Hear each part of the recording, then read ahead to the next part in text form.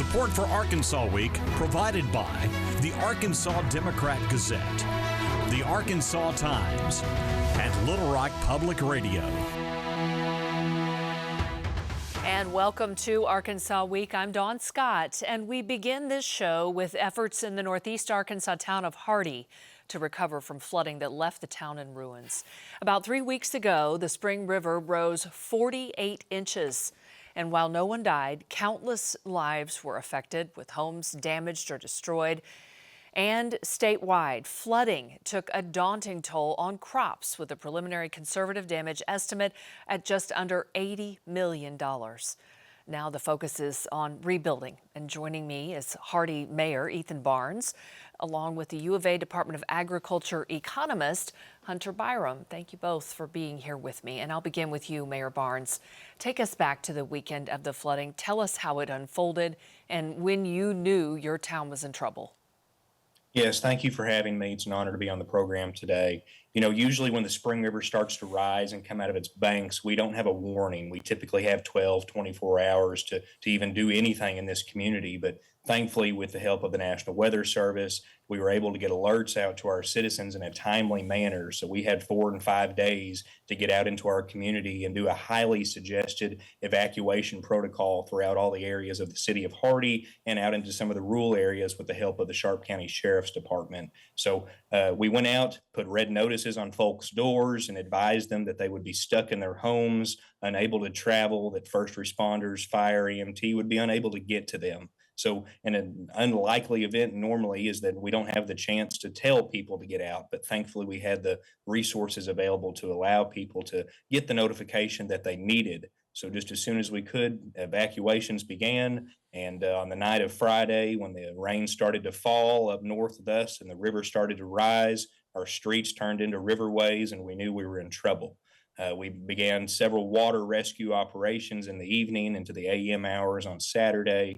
And one of the most hardest moments of my life as an elected official and as a first responder for the Hardy Volunteer Fire Department is doing some of our water rescues that we had to endure that evening. So not everybody takes notice to those evacuation orders, unfortunately, and there was just a few that were a little stubborn up here in this part of the Ozarks, but we were able to rescue everyone that needed out that evening. The sheriff was able to rescue several dogs that had been left on a person's real property. I believe he got in chest deep of water to get those dogs out. So kudos to Sheriff Shane Russell for not leaving anybody behind. But our rivers rose fast. We were able to evacuate as many as we could. And thankfully, by the grace of God, we had no fatalities in this part of the Ozarks.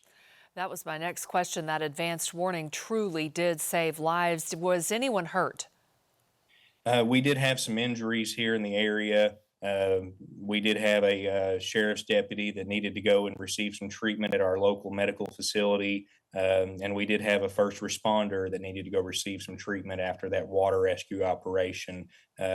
We did not have, again, any fatalities, but we did have some treatment that needed for those first responders that were affected from the sheriff's department and our volunteer firemen.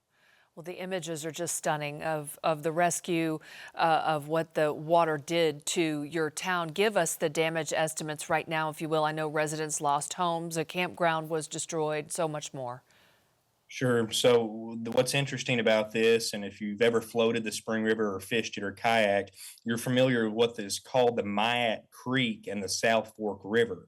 When the Myatt Creek and the South Fork River begin to take on large amounts of water like they did, they tend to basically explode when it enters into the Spring River. And in that area, there was just a massive amount of water that came through. The readings from USGS report 22.82, I believe, amount of rain above in the flood stage. As a local who's been here my entire life, I don't know if I agree with their readings. That water was very high. That water was raising a foot every 15 to 30 minutes as that water began to crest into the wee hours of the morning. I believe I was on 48 hours of no sleep, and as we're out looking in the wee hours of the morning, the Weather Channel begins to show up, CNN begins to show up, and they want to see the damage assessments. And of course, as we're getting into seeing the daylight at this point in time, state highways began to become underwater to where people on US 63 could not travel through town. We made contact with, of course, the National Guard came into town and was able to help us with our events for traffic control, as there's such amount of traffic of 10 and 12,000 vehicles today that come through US 63 and Hardy. Of course, the amount of traffic is not something that our local municipality could even begin to manage on our own. So, by the resource of the Arkansas Highway Patrol, the Arkansas State Police, the National Guard, we eventually took notice that US 63 was closed down. They had closed the highway. Down at the Lawrence County and Sharp County line, there was a segment of US 63 that was completely underwater, and the vehicles could not come through Hardy and get to Jonesboro or Memphis. And of course, that affects commerce. There was even a train derailment at Mammoth Spring, and that BNSF railway that goes through it there completely impacts the federal economy across the entire nation and the world, if you will. So as we relied on all of our local police and our state police and the National Guard to help with our traffic control, we knew we had some issues on our hands that we needed some help. And of course, Governor Sarah Huckabee Sanders was right there at the call to assist us when we called for assistance. So we really thank the governor's office for all of her help to make this work to where we had zero fatalities in this unprecedented event. Well, knowing that you received that state help was my next question, but I want to move to where you are in your recovery efforts right now. I read a report from someone, in the cleanup efforts, people find it hard to believe a tornado didn't hit. Does the damage look the same with the destruction that you received? That's a fair question. A path of a tornado typically has, a width that it's going to follow. When a flood comes up, that is a lot wider than a tornado. It almost looks as if a bomb went off in some areas. It is complete devastation in the area of Riverbend Park. Primary residences were lost. It looks scary. It is very scary to go out there and see what could have happened if people would have been in their residences and we did not get notice to them to evacuate from that area. And of course, we don't do any mandatory evacuations. We're not going to violate anybody's constitutional rights. They were just highly, highly suggested that folks needed to get to higher ground. Well, your city hall, your police station also were displaced by flooding. How is the city functioning right now? So the city is able to function. We have another building in the property that we own known as the Johnson Center on Johnston Street. So we've immediately began operations of picking up City Hall, our police department, and removing them to higher ground up on Johnson Street. So the police department's back in full operation. They are up and going today, and we're proud to have our police department running. The fire department was not affected, so no need for concern there. Our water and wastewater treatment facility centers are doing fine. The City Hall administration team has been moving things and relocating things. All of our operations are back up and going. We are running off some temporary phone lines now, but the city is, of course, up and going. What does your community need most right now? Our community needs thoughts and prayers. This is a long road of recovery. There's people that are indefinitely and 100% affected for this for the rest of their life.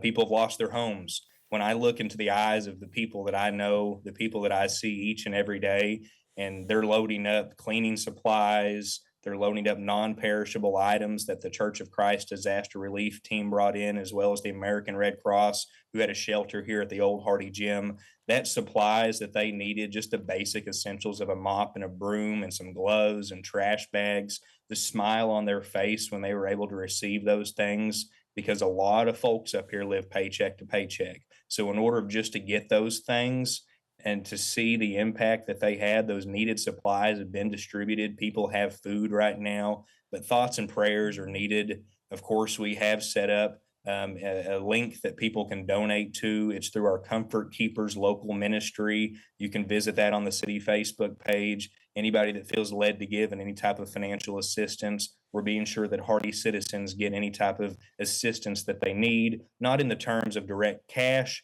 but of us being over how supplies are purchased or acquired, whether that be new clothing or an appliance such as a hot water heater, or whether that be that they have a flat tire because they drove through a pothole and the debris is completely blown their tire and they can't afford to put a tire on their vehicle right now. So thoughts, prayers, and any financial assistance that can be given to Comfort Keepers Ministry, especially for the Hardy flood victims.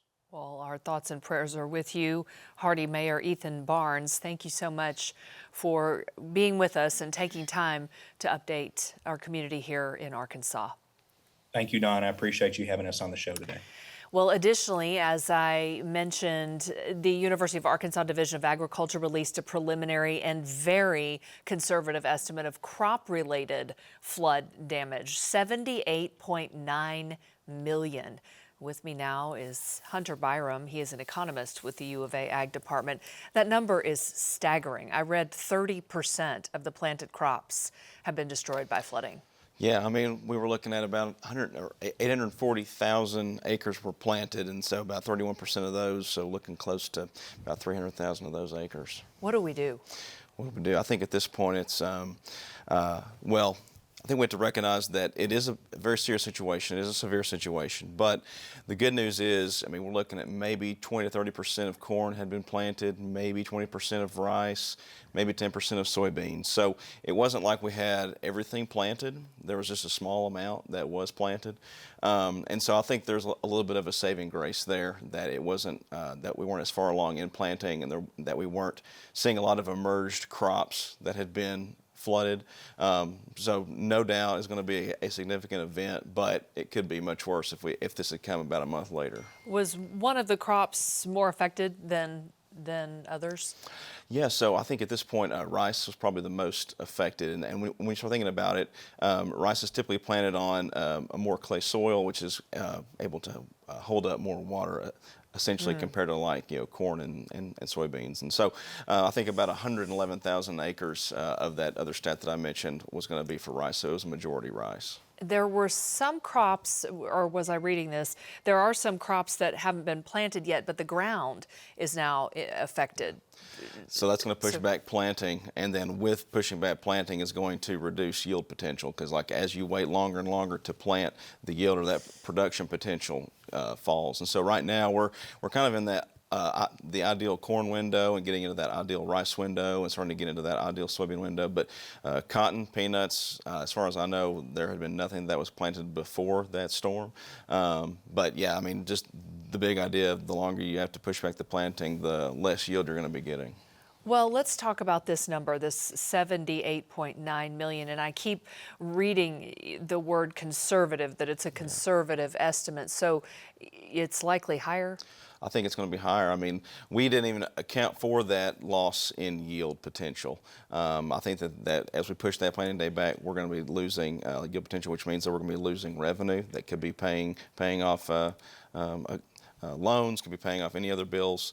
Also, any other damages to farm equipment, any other damages to where grain is stored on those grain bins. So I think that there are other things that we just weren't able to get our hands on the data for to be able to account for it.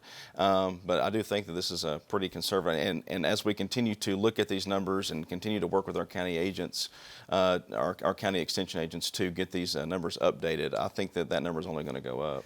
Which counties are we talking about too? Is this just a statewide situation, or are there certain areas of the state hit much worse? I would say the area that we studied the most is going to be East Arkansas. That's where most of our row crop production is going to be. And so then within East Arkansas, mostly Northeast Arkansas, kind of where the mayor is there in Hardy. So focusing mostly on the northeast part of the state, they ended up incurring the most flooded acres of anybody else. How does the state absorb a loss like this, in your opinion? It's difficult to say. It's difficult to say. I think I just go back to that. It's a good thing that we weren't further along in our planting, that we weren't further along in the growth stages of production. I think it could have been much worse. What are you hearing from farmers? I know you're in contact with the county extension offices who are in direct contact with farmers. How are they feeling? What are they saying to you? Well, there are some that have said, hey, the water has dried off and I'm going to get out there and I'm going to plant and I'm going to replant. But there's also many out there that are saying, I've got standing water in my field, 6 inches, 12 inches still of standing water. And especially in those areas that are near, say, the Cache River, the Black River, down in southeast Arkansas would be like the Biomeda. And so in those areas where those tributaries that empty into the Arkansas, which empty into the Mississippi, until the Mississippi gets lower and until we start to see those fields drain off into those rivers, I mean, we're going to continue to see water standing in fields. Tell us about the state assistance. Has the state been assisting? I have not seen anything directly yet, but I do know that there are folks that are aware. And working for help. Yep, and working for help, absolutely. What other numbers of note do you think are important? There was the huge report that was issued giving this estimate of just under $80 million, but there was so much information in there. What is the most important thing to you?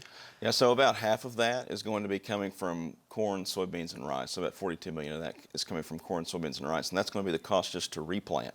So just the cost to replant those. Something else that I think is important to note is with crop insurance. So with crop insurance, there's what's called an early planting date, and a lot of farmers planted before the early planting date, which means that they would not be eligible for a replant payment. So they're going to be out double the cost. Wow. Because they're not going to be able to cash in on that replant payment for the crop insurance.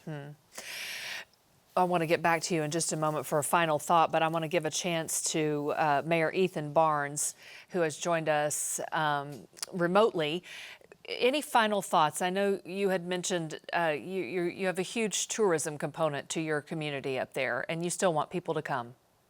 We do. We just want to hit the point, of course, that this entire economy here depends on tourism. It depends on the recreational facilities here to where people fish, canoe, kayak, and float the Spring River.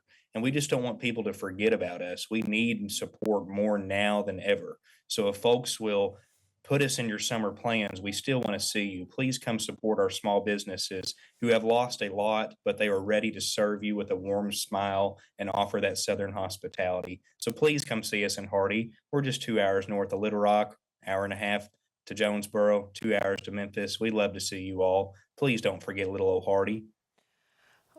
We certainly will not forget little old Hardy. And Mayor Ethan Barnes, we do appreciate you. And economist Hunter Biram will be checking in with both of you in the coming weeks and months just to see how this recovery process is going. Thank you both. Thank you. And when we return, cybersecurity as a growing need for the state after a short break.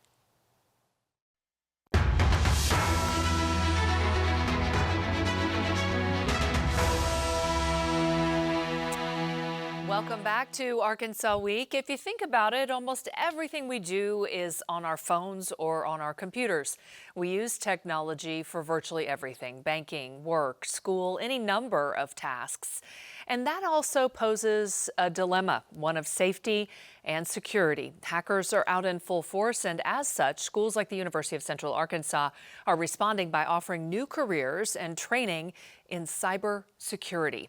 It has become a growing industry to protect and safeguard our information. And joining me to discuss this is Dr. Stephen Addison, the Dean of the College of Science and Engineering. Thanks so much for being here. Well, thank you. Let's start with why this is so important. Almost all of us has been touched in some way. Someone's gotten into our email or our phones.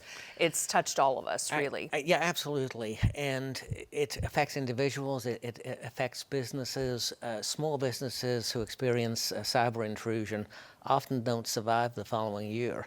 So it's a big threat, and everybody needs some basic education and just to have some knowledge, because many of the threats can be protected against, and really most of the effects that people experience are due to making simple mistakes.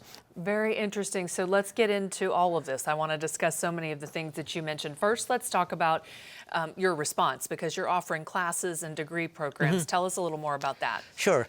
We actually have two separate degree tracks. One in the College of Business, which is designed for people who need to know something about cybersecurity but are managing systems. And then we have a track in the College of Science and Engineering that offers a more technical education and has, in fact, three options in it. One is a hardcore course in cyber-physical security. Then there's a track for people who want to go into policy, and there is a management track, but a different sort of manager, a manager who emerges from an engineering strand. So is it this knowledge that people need that's so important? Are there laws needed, in your opinion? Clearly, careers are being born out of this. There are companies forming to stop Right. hackers or protect businesses, as you say. Yes. Well, laws are really important, and while we have many, we need more policies to handle newly emerging threats.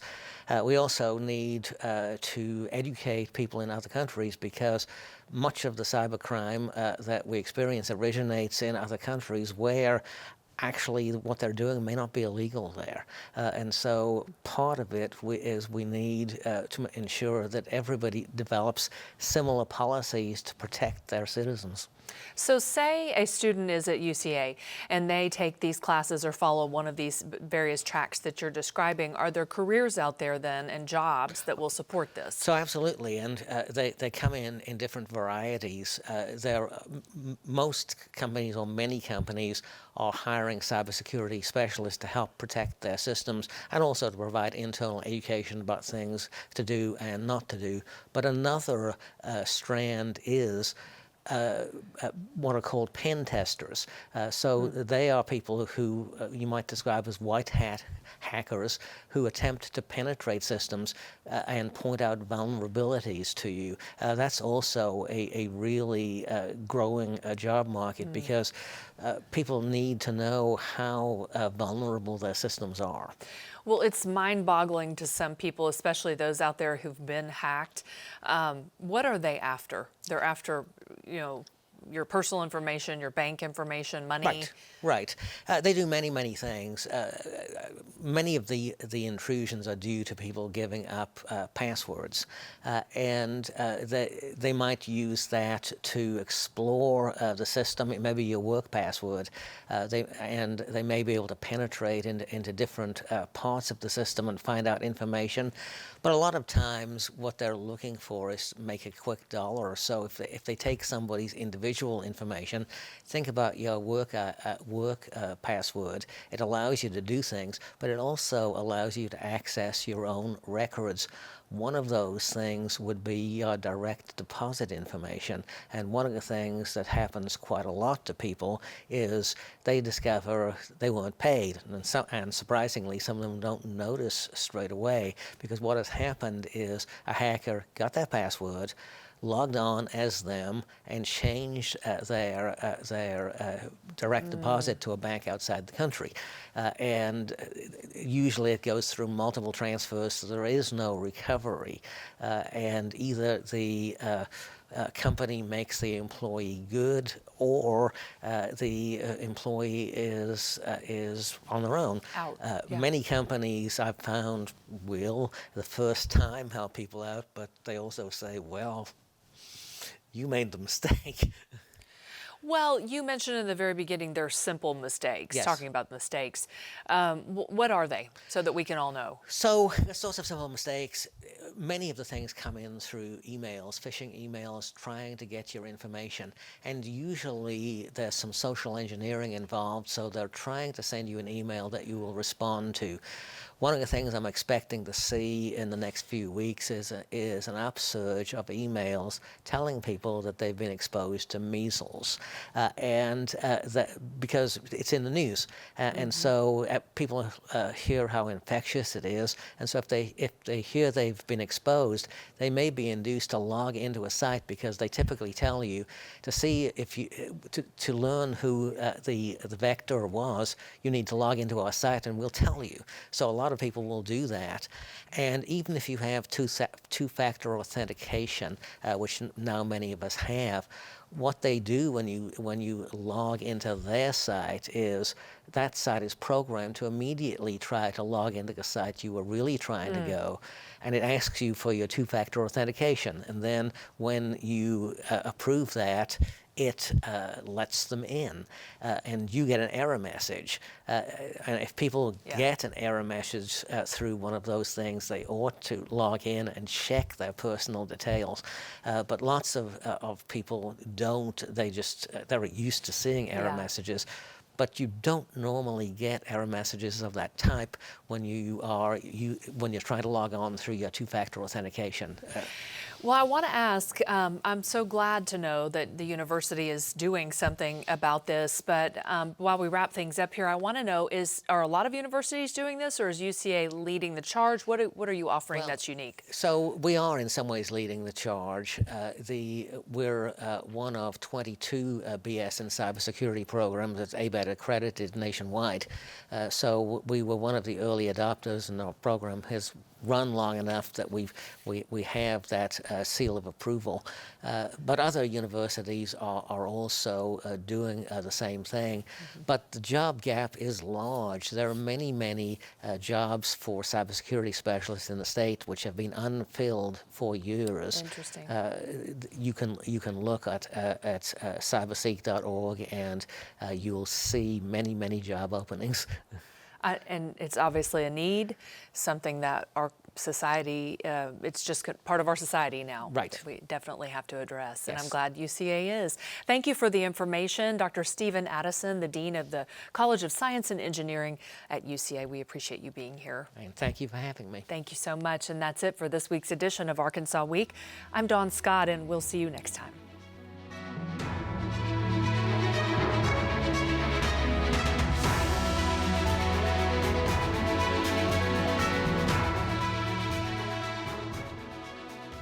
Support for Arkansas Week provided by the Arkansas Democrat Gazette, the Arkansas Times, and Little Rock Public Radio.